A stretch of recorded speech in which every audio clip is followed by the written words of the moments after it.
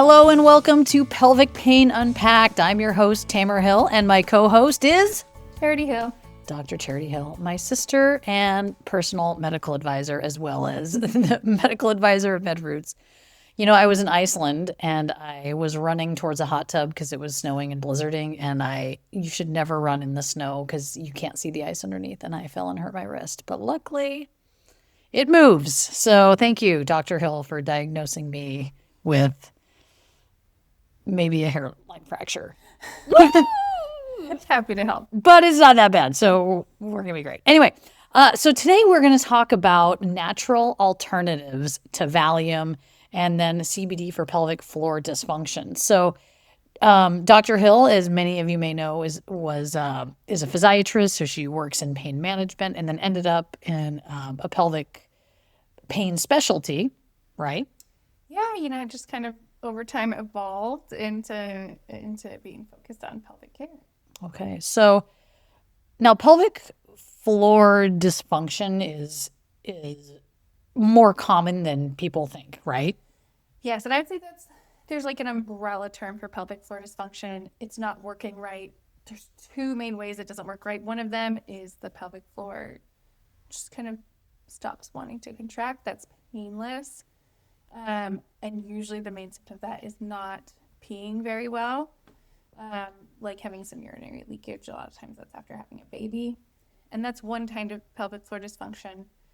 And that's not the kind we're primarily focusing on today. There's the other kind that's painful.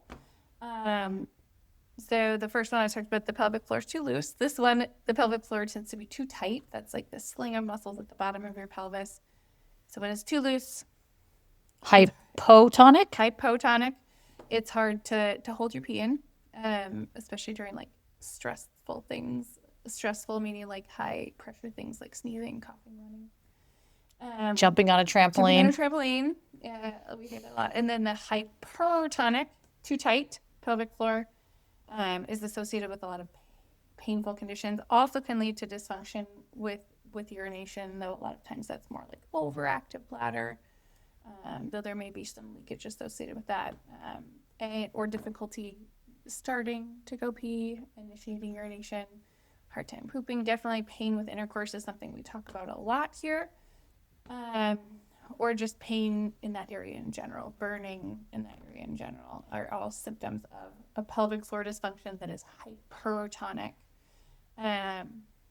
Because the medications that we're discussing here today, as far as Valium suppositories, which a lot of people have heard of, or CBD suppositories, which we're going to discuss the value of. Those won't help hypotonic pelvic floor.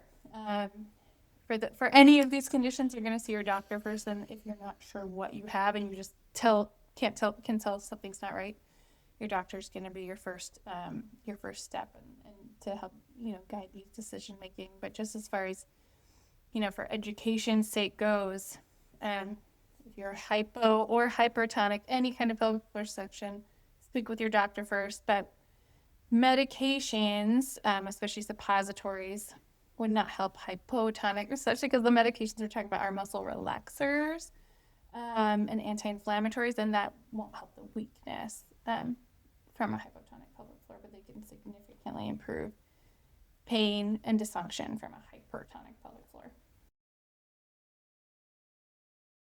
So we've got the hypotonic conditions, and we're going to focus on the hypertonic because that's kind of where we're going. So let's say I start to develop pelvic pain, and I go see my physician because we can't give medical advice here, but other than you should definitely go see your doctor to find out what's going on, especially if it's acute or sudden onset, right? Absolutely. And so traditionally, like before you started using CBD suppositories in your clinic, what were some of the kind of typical medications and treatments that you would offer patients? And obviously everybody is different, but there's kind of your probably go-to list of things, right? Yeah, I'd say that probably the most commonly prescribed in the pelvic pain world from a physician is what you would call Valium or diazepam suppository. It's a type of a benzodiazepine, which is a muscle relaxer or an anxiolytic, like a medication that's sometimes used for anxiety or panic disorder. and it's inserted either vaginally or rectally to try to help relax the muscles of the pelvic floor. Other medications that sometimes would get compounded or mixed in there, baclofen is another muscle relaxer, which is either used with in combination with diazepam or instead of diazepam. Some people are mixing in nerve pain medications, nerve pain agents, like duloxetine or Cymbalta, gabapentin. I've seen a whole host of things kind of mixed in there because honestly, patients are desperate for relief, and also doctors are desperate to try to help. So it's kind of like this witch's brew of things to try to help relieve the nerve and muscle pain. So, yeah, and those are focused on nerve muscle pain. And when somebody, and it's there for pain relief, right? All of those pharmaceuticals. What are some of the side effects of those? Benzodiazepines, Valiums, gabapentins. What are the side effects? The biggest concern we have is sedation, especially because a lot of people, when they're having the most pain, is when they're like, especially if you have to sit for work, you want to take the medication, in the morning before work. And so you worry, especially when this needs to be taken rectally, either because it can't be tolerated vaginally or you're a male and that's the only option, is systemic absorption and sedation. You can develop a tolerance, meaning especially with benzodiazepines, they can become less effective over time as you use them because just because of the pharmacodynamics of benzodiazepines, you can develop a tolerance to them. They become less effective over time. And there is always a concern if you can develop a tolerance, could you develop an addiction, if you will, where if you took them away, you'd have like a withdrawal type side effect. So it's really, not my preference to use benzodiazepines because I worry that there will be a withdrawal effect if we take them away. The muscles will just, tighten right back up. Or even worse, get a benzodiazepine withdrawal syndrome, which can be dangerous. And so it's definitely not my favorite thing to use. It's also just due to it being a controlled substance, can be a very heavy lift as far as prescribing, meaning it takes a lot more time to prescribe it depending on the state regulations. If they require paper prescriptions to be given or multi-factor authentication, it just ends up being a lot more paperwork, which makes it more difficult to find doctors that will prescribe it. And just due to audits, because this is not an FDA approved.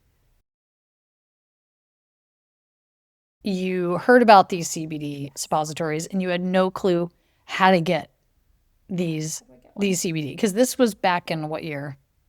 2017, 2016, 17. 2016, 2017. So that was before the Farm Bill of 2018. So now you're talking about an illegal substance. Illegal. I'm not even sure how they research it, but they were not allowed to publish it, which was fascinating. So he presented it, but did not publish it. Probably due to legal restrictions. Because I was like anxiously awaiting the journal to come out, and I was like, "Start in here." I was like, I know I didn't hallucinate this, but so it was technically not legal at that time, and I was like, well, how can I get it? And so I just kept it stayed on my mind as we're using other medications that I didn't find super effective, but it was kind of the best we had. And down the line, eventually, we did find a compounding pharmacy who was like, hey, we can put this in. And initially I was using it kind of in addition to some of these other things, like mixing them in with baclofen and things like that. And then I was like, I wonder if these would be as effective without these other components in and cause less side effects or less concern. So eventually I was kind of pulling these other ingredients out and finding that the CBD suppositories, I did replace the baclofen with magnesium as a natural muscle relaxer, which is very well tolerated and very needed in pelvic floor patients. I find there's a lot of magnesium depletion. So I found this and I'm like, this is great. This is safe. It's well tolerated and it's really effective in most people. And so eventually I have stopped using all the other pharmaceuticals and entirely had kind of graduated over to using CBD, which was perfect timing for COVID lockdowns